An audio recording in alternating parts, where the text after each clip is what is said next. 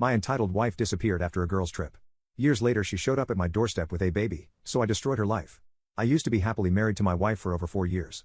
4 freaking years, and she left it all behind anyway. We never had any problems in our relationship.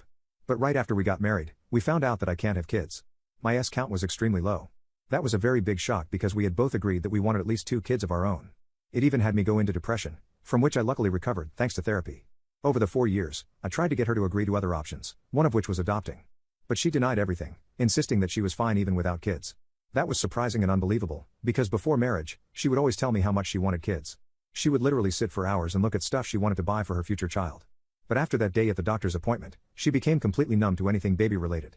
She would often make offhanded comments about me, insulting my weight and lack of fitness. But when I confronted her, she would deny everything and claim that everything was normal. Her change bothered me at the start because I thought she was forcing herself to accept reality, but as time went on I forgot about it and moved on.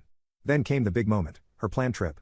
We lived in Brighton, which is in Europe, and she wanted to go to America for a trip with her friends. This wasn't the first girl's trip she had gone on, so I was very supportive of her.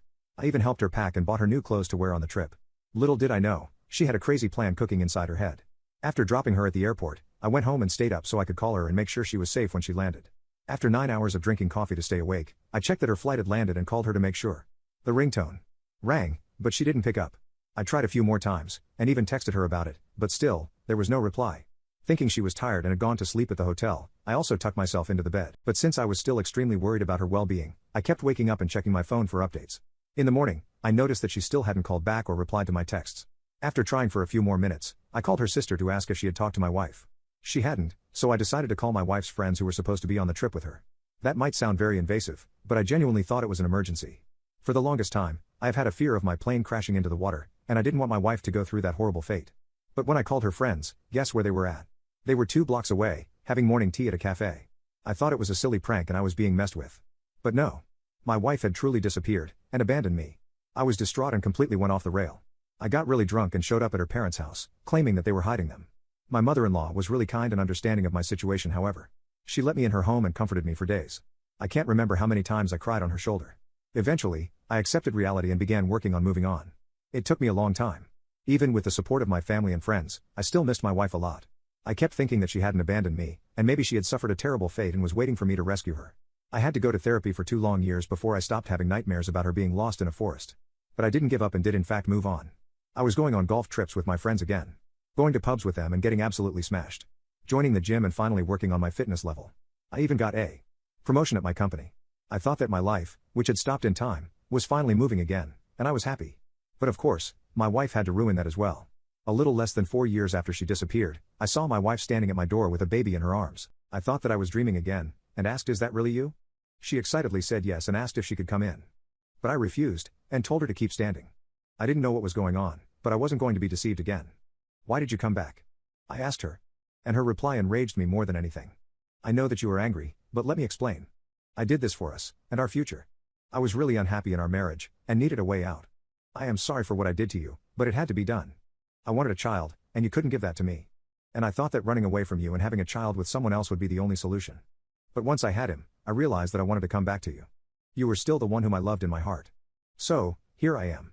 I want to raise this child, our child together with you, and spend the rest of our married life happily." I took a moment to process her words, and then just started laughing. This woman was crazy if she thought that she was justified in what she did. I calmly told her, "Listen, you and I are done. You betrayed me and left me. Our relationship ended that day, and I have moved on. I don't know that child and probably never will, so just leave and go back to where you came from." That was a pretty good way to end things off in my opinion.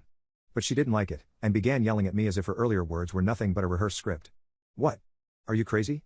I am saying that I'm ready to spend my life with you, so why are you turning me away? You do realize that I could have divorced you and taken this house along with half your money. Or I could have taken some expensive things with me when I disappeared. But I didn't do any of it. And still, you think I don't deserve a second chance? Think again, or otherwise you will deeply regret it." I laughed at her once more, and explained that if she wanted to be a criminal, she was welcome to do so. I was actually glad that my heart wasn't moved by her words. I was still mad at her, but could control my anger perfectly, meaning that I had truly moved on. I called her crazy and shut the door in her face, deciding to never see her again. But after one day, I had a change of mind. I came to the realization that she wasn't being punished for her actions, and I needed to change that. I didn't deserve what she did to me, and I wanted some payback.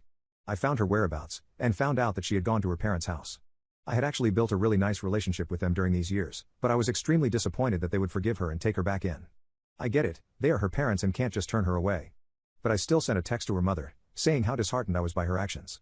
Then, I decided to find out what happened. I couldn't find out anything about the baby's father, except that he was nowhere near involved anymore. And she was planning on getting a job to pay for her expenses. I found out what companies she had applied for, and one of them was my own. First I rejected her application for my company. Then, I sent them all a very long email about how she was manipulative, deceitful and unloyal, and didn't deserve to be hired.